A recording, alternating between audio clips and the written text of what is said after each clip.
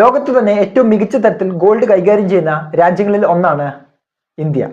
എന്നാൽ ഏറ്റവും കൂടുതൽ ഗോൾഡ് പർച്ചേസ് ചെയ്യുന്നതോ മലയാളികളും. എന്നാൽ മലയാളികളുടെ ഭൂരിപക്ഷ ഗോൾഡും വളരെയധികം സേഫ് ആയിട്ടുള്ള സ്ഥലത്താണ്. എവിടെയാണ് കൂടുതലുള്ളത്? ഒന്നെങ്കിൽ ബാങ്കിൽ, അല്ലെങ്കിൽ കൊശമറ്റ ഫൈനാൻസ്, മുത്തൂറ്റ്, മണപ്പുറം പോലുള്ള ഫിനാൻഷ്യൽ ഇൻസ്റ്റിറ്റ്യൂഷൻസുകളാണ് മലയാളികളുടെ ഭൂരിപക്ഷ ഗോൾഡും. അപ്പോൾ എന്തിനാണ് ഗോൾഡ് വാങ്ങിച്ചിരിക്കുന്നത്? ക്യാഷിന് എന്തെങ്കിലും ആവശ്യം വന്നു കഴിഞ്ഞാൽ വളരെ എളുപ്പത്തിൽ ലോൺ വെക്കാം, അതേപോലെ തന്നെ പെട്ടെന്ന് തന്നെ ക്യാഷ് കിട്ടും എന്നാണ് അവർ പറയുന്നത്. അതുകൊണ്ട് തന്നെ ബഹുഭൂരിപക്ഷ മലയാളികളും ഗോൾഡ് ജ്വല്ലറി ഐറ്റംസ് ആയിട്ടാണ് വാങ്ങിക്കുന്നത്. ഒരു ഉദാഹരണത്തിലൂടെ വിശദമാക്കാം. ഒരു സ്റ്റോറി ഞാൻ പറഞ്ഞു കേട്ടതാണ്. അതായത് ഒരു ഗവൺമെന്റ് ജോലിയിലേക്ക് പ്രവേശിച്ച ഒരു അധ്യാപിക, ഈ പുള്ളിക്കാരി ലേഡിയാണ്. ഈ ലേഡി എല്ലാ മാസവും സാലറി കിട്ടുമ്പോൾ 5% രൂപയ്ക്കാണോ 10% രൂപയ്ക്കാണോ എന്ന് ഓർക്കുന്നില്ല, ആ എമൗണ്ടിന് ഗോൾഡ് കോയിൻസുകൾ സ്ഥിരമായി വാങ്ങിക്കും. അങ്ങനെ ആ ലേഡി റിട്ടയർ ആയ സമയത്ത് ഗോൾഡിന് സ്വാഭാവികമായും വില വർദ്ധിക്കും. അപ്പോൾ വളരെ വലിയൊരു റിട്ടേൺ ലഭിക്കാൻ ഈ ലേഡിക്ക് സഹായകരമായിട്ടുണ്ട്. എന്നാൽ പലപ്പോഴും അതായത് ഗോൾഡിൽ എവിടെ ഇൻവെസ്റ്റ് ചെയ്യണം, അതേപോലെ തന്നെ ഗോൾഡിൽ എവിടെ ഇൻവെസ്റ്റ് ചെയ്താൽ കൂടുതൽ റിട്ടേൺ കിട്ടും എന്നുള്ള അറിവില്ലാത്തത് കൊണ്ട് പലപ്പോഴും മലയാളികൾ ഇൻവെസ്റ്റ് ചെയ്യുന്ന രീതി തെറ്റാണ്, റിട്ടേൺ വളരെ കുറവാണ്. അപ്പോൾ ഇന്നത്തെ വീഡിയോയിൽ വിശദമാക്കാം എവിടെ ഗോൾഡിൽ ഇൻവെസ്റ്റ് ചെയ്യണം എന്നതിനെ കുറിച്ച്. എൻ്റെ പേര് ആൽബിൻ. ഇതേപോലുള്ള അറിവുകൾ നിങ്ങൾക്ക് വളരെയധികം ഇൻട്രസ്റ്റ് ആണെങ്കിൽ പേജ് ഫോളോ ചെയ്യുന്ന കാര്യം ഒന്ന് പരിഗണിക്കുക. അപ്പോൾ നമുക്ക് നോക്കാം. ഫസ്റ്റ്, ഇൻവെസ്റ്റ്മെന്റ് എന്ന വേണം. മലയാളികൾ ഭൂരിപക്ഷ പേരും ഇൻവെസ്റ്റ് ചെയ്യുന്നത് ജ്വല്ലറിയിലാണ്. അതായത് നാട്ടുകാരെ കാണിക്കാൻ എന്ന് ഒറ്റ വാക്കിൽ പറയാം. അതായത് വെഡ്ഡിങ്ങിന്, മറ്റ് പാർട്ടികൾക്കൊക്കെയാണ് ഈ ഗോൾഡിന്റെ ആവശ്യമായി വരുന്നത്. അതുകൊണ്ട് തന്നെ ബഹുഭൂരിപക്ഷ മലയാളികളും പർച്ചേസ് ചെയ്യുന്നത് ജ്വല്ലറി ആയിട്ടാണ്. എന്നാൽ ഏറ്റവും വലിയ അഡ്വാൻറ്റേജ് എന്ന് പറയുന്നത്, പ്രത്യേകിച്ച് മലയാളികൾ വിശ്വസിക്കുന്നത്, പെട്ടെന്ന് തന്നെ ബാങ്കിൽ കൊണ്ടുവച്ചു കഴിഞ്ഞാൽ പെട്ടെന്ന് തന്നെ ലോൺ ലഭിക്കും എന്നതാണ് ഇതിന്റെ ഏറ്റവും വലിയൊരു അഡ്വാൻറ്റേജ് ആയി കാണുന്നത്. എന്നാൽ വളരെ വലിയൊരു എമൗണ്ട് മേക്കിംഗ് ചാർജ് ആയിട്ട് ഇതിനു വേണ്ടി കൊടുക്കുന്നുണ്ട്. അതേപോലെ തന്നെ GST കൊടുക്കുന്നുണ്ട്. ഈ GST നമുക്ക് റിട്ടേൺ ലഭിക്കുന്നതല്ല. അപ്പോൾ നമുക്ക് രണ്ട് അഡീഷണൽ കോസ്റ്റ് വന്നു. ഒന്ന് മേക്കിംഗ് ചാർജും അതേപോലെ തന്നെ അതിന്റെ GST. അതേപോലെ തന്നെ സ്റ്റോറേജ്. ഇതിന് സ്റ്റോർ ചെയ്യാൻ വേണ്ടി വളരെ വലിയൊരു എമൗണ്ട് നമ്മൾ മുടക്കേണ്ടി വരും. അല്ലെങ്കിൽ വീട്ടിലോ അല്ലെങ്കിൽ ബാങ്കിലോ എവിടെയെന്ന് വെച്ചാലും നമ്മൾ അതിന് വേണ്ടുന്ന ഒരു ഇനിഷ്യേറ്റീവ് നമ്മൾ എടുക്കേണ്ടി വരും. അപ്പോൾ അതൊരു മൂല്യമായിട്ട് നമുക്ക് കാണാം. ഇതാണ് ജ്വല്ലറിയിൽ ഇൻവെസ്റ്റ് ചെയ്യുമ്പോൾ ഒരു പ്രശ്നം എന്ന് പറയുന്നത്. എന്നാൽ സെക്യൂർ ആയിട്ടുള്ള പ്ലാറ്റ്ഫോമിൽ നിന്ന് അല്ലെങ്കിൽ സെക്യൂർ ആയിട്ടുള്ള സ്റ്റോറുകളിൽ നിന്ന് വാങ്ങിച്ചില്ലെങ്കിൽ ഇതിന്റെ പരിശുദ്ധി നമ്മൾ സംശയിക്കേണ്ടി വരും. അങ്ങനെ ഒരു പ്രോബ്ലം ജ്വല്ലറി വാങ്ങിക്കുമ്പോൾ ഉണ്ട്. അടുത്തതാണ് ഫിസിക്കൽ ഗോൾഡ് എന്ന് പറയുന്നത്. അതായത് ബാറോ അല്ലെങ്കിൽ കോയിൻസോ. ഇത് നമുക്ക് സെക്യൂർ ആയിട്ടുള്ള സ്റ്റോറുകൾ മുഖേന നമുക്ക് വാങ്ങിക്കാൻ സാധിക്കുന്നതാണ്. ഇതിന്റെ പ്യൂരിറ്റി നമ്മൾ സംശയിക്കേണ്ടതില്ല. പക്ഷേ ഇവിടെ മേക്കിംഗ് ചാർജ് വരുന്നില്ല, എന്നാൽ നമ്മൾ GST നമ്മൾ കൊടുക്കണം. ഈ GST നമുക്ക് return ലഭിക്കുന്നതല്ല.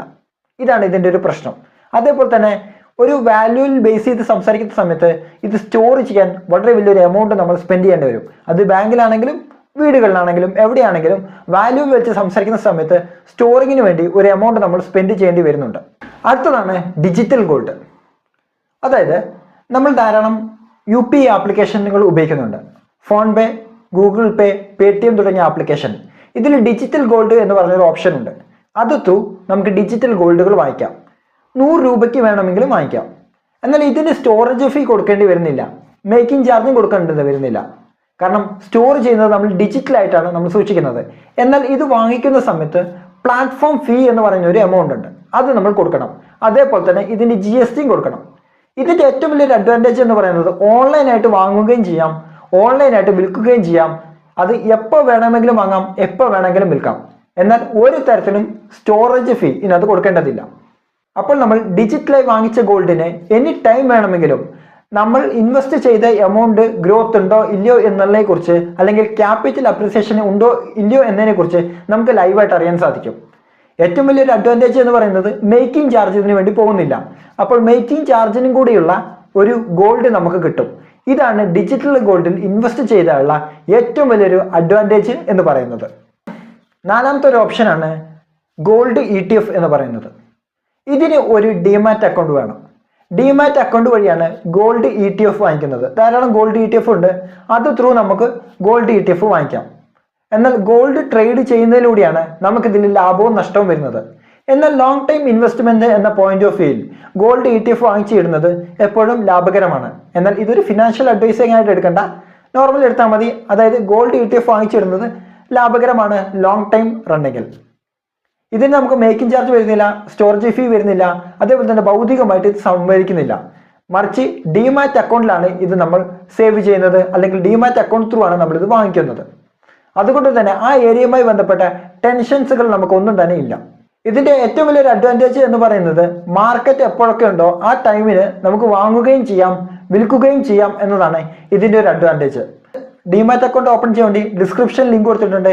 Angel broking മുഖേനയോ Zerodha മുഖേനയോ Upstox മുഖേനയോ ഒരു ഡിമാറ്റ് അക്കൗണ്ട് നിങ്ങൾക്ക് ഓപ്പൺ ചെയ്യാവുന്നതാണ്. അടുത്തതായിട്ട് ഗോൾഡിൽ ഇൻവെസ്റ്റ് ചെയ്യാനുള്ള ഒരു ഓപ്ഷനാണ് ഗോൾഡ് മ്യൂച്വൽ ഫണ്ടുകൾ. ധാരാളം ഗോൾഡുമായി കണക്ട് ചെയ്യപ്പെടുന്ന ധാരാളം മ്യൂച്വൽ ഫണ്ടുകളുണ്ട്. ആക്സിസിന്റെ ഉണ്ട്, SBIയുടെ ഉണ്ട്, കൊഡാക്കിന്റെ ഉണ്ട്. ഇങ്ങനെ ധാരാളം ബാങ്കുകളുമായി ക്ലബ്ബ് ചെയ്തിട്ടുള്ള ധാരാളം മ്യൂച്വൽ ഫണ്ടുകൾ, ഗോൾഡ് മ്യൂച്വൽ ഫണ്ടുകളുണ്ട്. ഈ മ്യൂച്വൽ ഫണ്ടുകൾ ഡയറക്റ്റോ അല്ലാതെയോ നമുക്ക് ഇൻവെസ്റ്റ് ചെയ്യാം. മ്യൂച്വൽ ഫണ്ടിൽ ഇൻവെസ്റ്റ് ചെയ്യാൻ പറ്റുന്ന ധാരാളം മൊബൈൽ ആപ്ലിക്കേഷൻസ് ഉണ്ട്. അത് ത്രൂ നമുക്ക് വേണമെങ്കിൽ ഇൻവെസ്റ്റ് ചെയ്യാം. അല്ലെങ്കിൽ ബാങ്കിനെ കണക്ട് ചെയ്ത് കഴിഞ്ഞാൽ നമുക്ക് അങ്ങനെയും ഗോൾഡിൽ ഇൻവെസ്റ്റ് ചെയ്യാം. പക്ഷേ ഡയറക്റ്റ് ഇൻവെസ്റ്റ് ചെയ്യുന്നതാണ് ഏറ്റവും നല്ലത്. കാരണം ഇടയ്ക്ക് നിൽക്കുന്ന ഒരു ഏജന്റിന് 0.5% മുതൽ 1.5% വരെ കമ്മീഷനായി പോകാനുള്ള സാധ്യതയുണ്ട്. അപ്പോൾ അത് നമുക്ക് ലഘൂകരിക്കണമെങ്കിൽ നമ്മൾ ഡയറക്റ്റ് ഇൻവെസ്റ്റ് ചെയ്യുന്നതാണ് ഏറ്റവും നല്ലത്. അടുത്തതായി സോവറിൻ ഗോൾഡ് ബോണ്ട്. ഗോൾഡിൽ ഇൻവെസ്റ്റ് ചെയ്യാനുള്ള ഏറ്റവും മികച്ച ഓപ്ഷൻ എന്ന് പറയുന്നത് RBIയുടെ ഈ ഗോൾഡ് ബോണ്ടിൽ ഇൻവെസ്റ്റ് ചെയ്യുന്നതാണ്. അതായത് സോവറിൻ ഗോൾഡ് ബോണ്ട്. ഇതിൽ ഇൻവെസ്റ്റ് ചെയ്യുകയാണെങ്കിൽ ഉള്ള അഡ്വാൻറ്റേജ് എന്ന് പറയുന്നത് നമ്മൾ ഫിസിക്കലായിട്ട് ഗോൾഡ് സ്വീകരിക്കുന്നില്ല, മറിച്ച് ഒരു സർട്ടിഫിക്കറ്റ് ആണ് നമുക്ക് ലഭിക്കുന്നത്. ഏതെങ്കിലും സാഹചര്യത്തിൽ നമുക്ക് ലോണിന് പോകണമെങ്കിൽ ഈ ഗോൾഡ് ബോണ്ടിന്റെ സർട്ടിഫിക്കറ്റ് വെച്ചുകൊണ്ട് നമുക്ക് ഈ ലോൺ എടുക്കാൻ സാധിക്കുന്നതാണ്.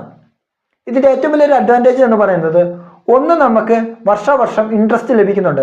ഒരു 2% നമുക്ക് ഇൻട്രസ്റ്റ് ആയിട്ട് ലഭിക്കുന്നുണ്ട്. അതേപോലെ തന്നെ 8 വർഷം കഴിഞ്ഞ് പിൻവലിക്കുന്ന സമയത്ത് വളരെ അഡ്വാൻറ്റേജ് എന്ന് പറയുന്നത് നമ്മുടെ ക്യാപിറ്റലിന് എത്രത്തോളം അപ്രിസിയേഷൻ കിട്ടിയോ അതും നമുക്ക് കിട്ടും. അതേപോലെ തന്നെ ക്യാപിറ്റലും കിട്ടും. 8 വർഷമാണ് ഇതിന്റെ മെച്യൂരിറ്റി കാലാവധി വരുന്നത്. അതുകൊണ്ട് തന്നെ ഗോൾഡിൽ ഇൻവെസ്റ്റ് ചെയ്യുകയാണെങ്കിൽ സോവറിൻ ഗോൾഡ് ബോണ്ടാണ് ഏറ്റവും നല്ലത്. അത് 3 മാസം 6 മാസം എന്നുള്ള തോതിൽ റിസർവ് ബാങ്ക് ഇഷ്യൂ ചെയ്യുന്നുണ്ട് ഗോൾഡ് ബോണ്ട്. അത് നമുക്ക് ഓൺലൈൻ വഴി വാങ്ങിക്കാൻ സാധിക്കുന്നതാണ്. അതേപോലെ തന്നെ സോവറിൻ ഗോൾഡ് ബോണ്ടിൽ ഇൻവെസ്റ്റ് ചെയ്യുന്നവരെ സംബന്ധിച്ചിടത്തോളം അവർ ഇൻകം ടാക്സ് ഫയൽ ചെയ്യുന്നവരാണെങ്കിൽ നികുതി ഇനത്തിൽ വളരെ വലിയൊരു ഇളവ് സോവറിൻ ഗോൾഡ് ബോണ്ടിൽ ഇൻവെസ്റ്റ് ചെയ്താൽ ലഭിക്കുന്നതുണ്ട്. അതുകൊണ്ട് തന്നെ ഇൻവെസ്റ്റ്മെന്റ് എന്ന രീതിയിൽ ഒന്നെങ്കിൽ സോവറിൻ ഗോൾഡ് ബോണ്ടിലോ അല്ലെങ്കിൽ ETF-ലോ ഇൻവെസ്റ്റ് ചെയ്യുന്നതാണ് ഏറ്റവും നല്ലത്. ഗോൾഡിൽ ഇൻവെസ്റ്റ് ചെയ്യുന്ന മലയാളിയെ സംബന്ധിച്ചിടത്തോളം എവിടെ ഗോൾഡിൽ ഇൻവെസ്റ്റ് ചെയ്താൽ ഏറ്റവും മികച്ച റിട്ടേൺ കിട്ടും എന്നതിനെ കുറിച്ചുള്ള അറിവാണ് ഈ വീഡിയോയിലൂടെ ഞാൻ നിങ്ങൾക്ക് ഷെയർ ചെയ്യുന്നത്. ഈ അറിവ് വളരെ ഉപകാരമായെങ്കിൽ കൂടുതൽ ആൾക്കാരിലേക്ക് ഷെയർ ചെയ്യുന്ന കാര്യം ഒന്ന് പരിഗണിക്കുക. അതേപോലെ തന്നെ വീഡിയോ കുറിച്ചുള്ള അഭിപ്രായം എന്ത് തന്നെയാണെങ്കിലും കമന്റ് രേഖപ്പെടുത്തുക. അടുത്ത വീഡിയോയിൽ മറ്റൊരു ടോപ്പിക്കുമായി നമുക്ക് വീണ്ടും കാണാം. ബൈ.